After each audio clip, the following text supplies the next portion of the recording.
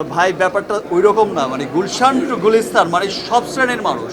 সেটা যেমন upper class যেটা বলছে তারা, গুলশান মিন্স আপার ক্লাস বোঝাতে চেয়েছে, আর গুলিস্তান মিন্স একটু সাধারণ মানুষকে বোঝাতে চেয়েছে, আমাদের মতো নর্মাল পিপলকে।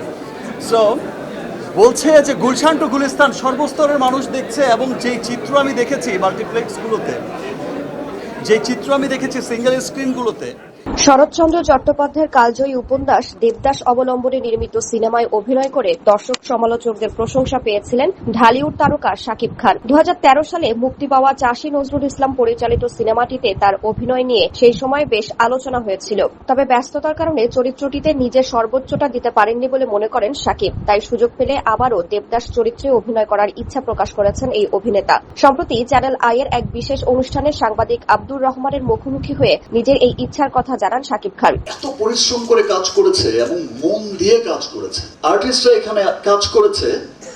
আমার নিজেরই মাঝে মাঝে আমি কি ঠিক করছি, রাফি ঠিক আছে তো, আমার কার কথা বলবো তাণ্ডবে। সাক্ষাৎকারে শাকিব বলেন, দেবদাসের মতো চলচ্চিত্রে অভিনয়ের সুযোগ পাওয়া যে কোনো অভিনেতার জন্যই ভাগ্যের ব্যাপার। ওই সময় আমি অনেক ব্যস্ত ছিলাম, একসঙ্গে অনেক সিনেমা করতাম। এখন এসে মনে হয় সুযোগ পেলে আবার দেবদাস করতে চাই। এই চরিত্রটি এত সুন্দর যে কোনো শিল্পীরই মন ভরে না। নিজের আগের কাজ নিয়ে আত্মসমালোচনাও করেছেন শাকিব। তিনি জানান, বর্তমানে যেভাবে সময় নিয়ে প্রতিটি সিনেমায় কাজ করেন, দেবদাস করার সময়ও যদি তেমন সময় দিতে পারতেন তাহলে চরিত্রটি আরো ভালোভাবে ফুটিয়ে তুলতে পারতেন। বাংলা ও হিন্দি সিনেমায় দেবদাস চরিত্রে অভিনয় করা কিংবদন্তি অভিনেতা বুলবুল আহমেদ ও শাহরুখ খানের সঙ্গে নিজের অভিনয়ের তুলনা নিয়েও অকপট ছিলেন শাকিব। জনপ্রিয় দুই অভিনেতার অভিনীত দেবদাসের পাশে নিজের চরিত্রায়নকে তুলনামূলকভাবে পিছিয়ে রাখেন তিনি।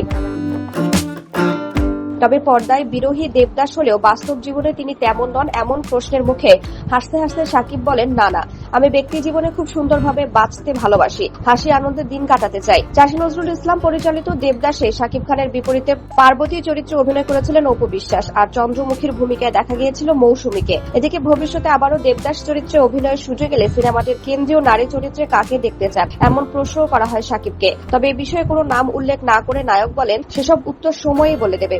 আলাপচারিতায় অভিনয় জীবনের নানা অভিজ্ঞতার পাশাপাশি ব্যক্তিগত জীবনের কিছু বিষয় নিয়েও কথা বলেন শাকিব। এক পর্যায়ে জীবনে কোনো ভুল করেছেন কিনা উপস্থাপকের এমন প্রশ্নের জবাবে তিনি জানান, জীবনে অনেক ভুল করেছেন। শাকিব খান বলেন, অনেক ভুল করেছি, অনেক সময় মনে হয় এমন ভুল না করলেও পারতাম। অনেক কথা আমি বলার আগেই মানুষ জেনে যায়, আমার বলা পর্যন্ত আর অপেক্ষা করতে হয় না। যতটুকু বলার বলছি, অনেক সময় পেছন ফিরে তাকালে আফসোস লাগে। এসব ভুল কেন হয়েছিল জানতে চাইলে শাকিব বলেন, ওই যে কপাল, সেই ভুলগুলো না হলে ব্যাপারটা এখন হয়তো আরো স্মুথ হতে পারত। আসলে ভুল তো প্রত্যেক মানুষেরই হয়। অতীতের সেই ভুলগুলো নিয়ে কখনো কখনো ভাবনায় ডুবে যান বলেও জানান এই অভিনেতা। নিজের সঙ্গে একান্তে সময় কাটানোর সময় এসব বিষয় তাকে কষ্ট দেয়। অভিনেতার কথায়, নিভৃতে যখন নিজের সঙ্গে তখন এই হিসাব নিকাশগুলো আমাকে পীড়া দেয়, কিন্তু কি আর করব, অনেক কিছু চাইলেও তো চেঞ্জ করা সম্ভব না, হাতে নেই আমাদের। কিন্তু যখন জেনে যাই এটা ভুল, তখন আর জেনে শুনে সেটা করা যায় না, আর সম্ভাবনাও নেই। আলাপচারিতার এক পর্যায়ে শাকিবের ব্যক্তিগত জীবন নিয়েও প্রশ্ন করা হয়। তার দুই সাবেক স্ত্রী অপু বিশ্বাস ও শবনম বুবলিকে নিয়ে জানতে চাইলে শাকিব বলেন, তারা দুজন আমার লাইফের পার্ট, তবে আমি কিছু বলতে চাই না তাদের নিয়ে, আমি বিষয়গুলো নিজের মধ্যেই রাখি। তাদের সঙ্গে দেখা হলে কোনো পরামর্শ দেন কিনা এমন প্রশ্নের জবাবে শাকিব জানান, মাঝে মাঝে তাদের সতর্ক করেন। এরপর বললেন, আমি তো বলি, এরপর তারা আর কি করবেন বা বলবেন সেটা তো তাদের ব্যাপার। সামাজিক যোগাযোগ মাধ্যমে তাকে নিয়ে ছড়িয়ে পড়া নানা অতিরঞ্জিত খবর নিয়েও কথা বলেন শাকিব। তার দাবি, অনেক সময় কোনো ঘটনা ঘটার আগেই সেটাকে ঘিরে নানা ধরনের খবর ছড়িয়ে পড়ে, এমনকি এমন কিছু ঘটনার সঙ্গেও তার নাম জড়ানো হয় যার সঙ্গে বাস্তবে তার কোনো সম্পর্ক